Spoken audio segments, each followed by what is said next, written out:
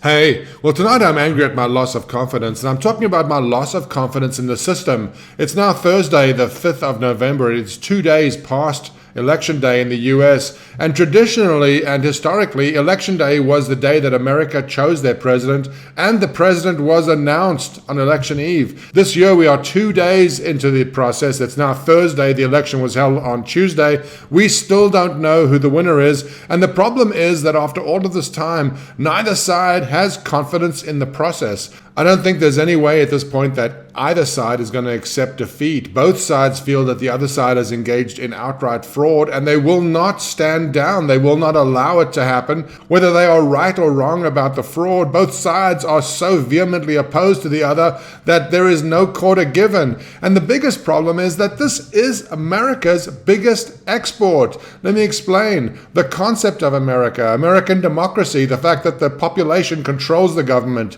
as opposed to the other way around as it is in most countries around the world.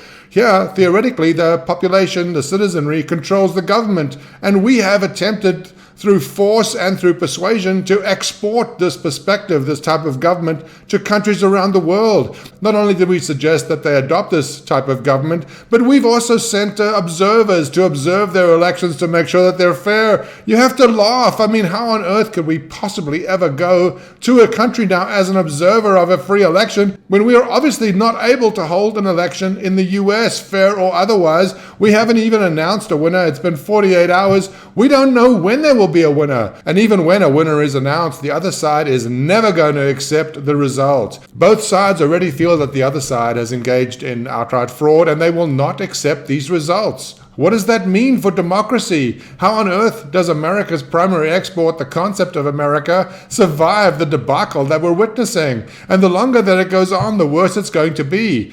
The biggest issue for us is not even the perception that the world has of us, because we can get over that. What's important is who we are, how strong our systems are, and we need to make sure that these electoral systems are fixed before the next election. If we have an occurrence like this next time, or God forbid something even worse, it will be over. We're already a laughing stock. Our laughing stock status will be confirmed if we're not able to hold legitimate, transparent elections.